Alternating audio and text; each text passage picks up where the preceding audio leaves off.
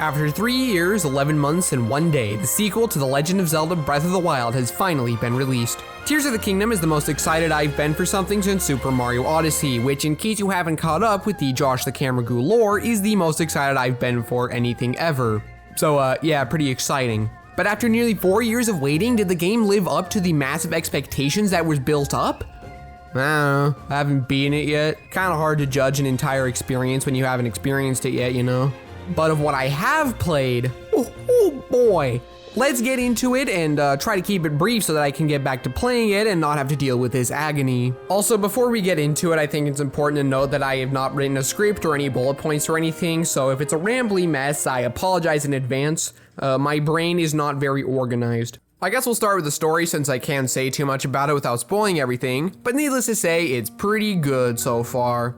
I really like the opening scene with Ganondorf. It's so good. I can't really say why it's so good without spoiling it. But when you play the game, you'll know that it's good. Like, it's a good scene. It's such a good scene. Unlike Breath of the Wild, which gave you a general overview of the story, leaving you to only find the specifics, Tears of the Kingdom instead has a lot more mysteries. Like, what's up with Zelda and Ganondorf? Why is he under the castle? And also, a pretty massive spoilery one that's actually the most interesting to me, involving a name. There's also a lot more story content in the first few hours compared to Breath of the Wild. And I was shocked to find that a lot of the story content that's in the trailers is actually from the opening of the game. Like 90% of all of the story cutscenes from the trailers are here. I don't really know what else I can say without delving into specifics, so let's move on. Now, I would talk about the performance, but I wasn't actually playing the day one patch because my Switch was mean and wouldn't let me boot into the game unless it was version 1.0.0. So, yeah, thanks Nintendo, really appreciate it. Without the day one patch, I noticed a couple of frame drops here and there while exploring the first island, and the only major frame rate drops came when I was using Ultra Hand. But honestly, without the day one patch, it still runs pretty decently. Otherwise, yeah, it's a very pretty game. I really like it. I think the lighting is a little better than Breath of the Wild. It's kind of hard to tell. But, you know, it's basically equal in graphics to Breath of the Wild, and I'm glad that it is because it means that resources can go, you know, in other places other than just making it look better,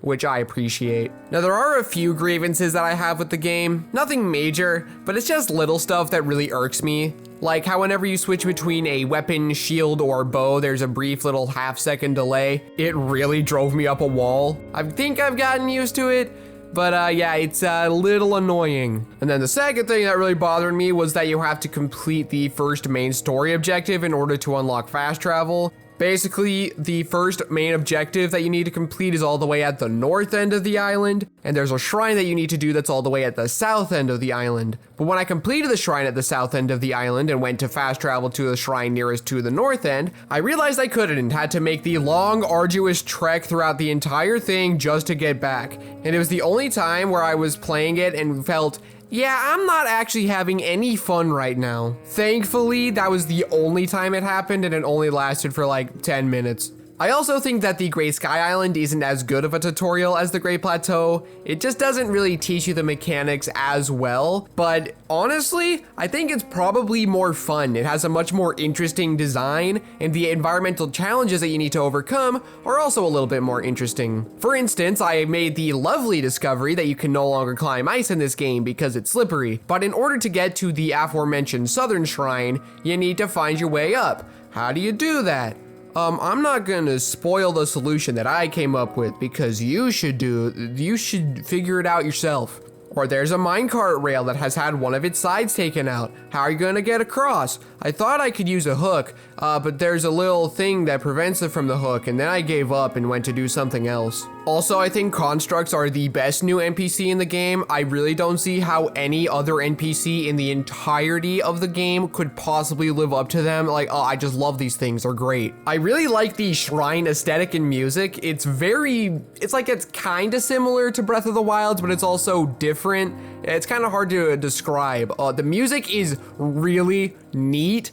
I like it. The music in general is just a step above Breath of the Wild, and I already really like that soundtrack, but this one, oh, it's so good. I guess the last thing to mention in this short video is the abilities. And yeah, they are so much better than the Sheikah runes, it ain't even funny. I think my favorite thing about them is that they just encourage you to interact with your environment more. I think Recall will probably be my least used ability, not because it's not useful, but rather because its primary use seems to be focused on puzzles. I think that the puzzles are going to be way more interesting with this ability compared to any of the Sheikah runes. Like the last puzzle in the Recall Shrine was really interesting and something that I wouldn't have ever thought of for the ability, so that's kind of cool. Ascend is a really cool ability that makes getting around a lot easier.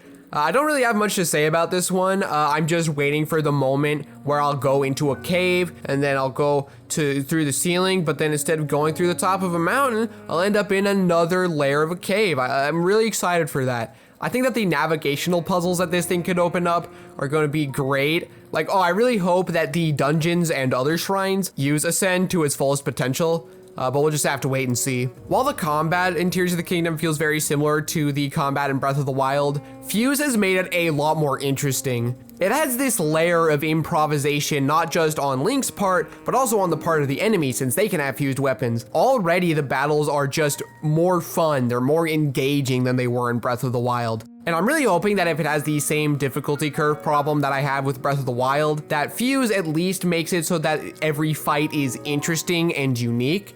But we'll just have to wait and see. That's not something I'm gonna get to until much later in the game. Now, I didn't actually know much about Ultra Hand going into Tears of the Kingdom. I knew that it existed, I knew that it allowed you to build vehicles, but I didn't know anything else. I didn't watch that part of the Aonuma gameplay presentation, and the only snippet of the previews that I saw was the little bit that I put in my Minish Cap video, I think.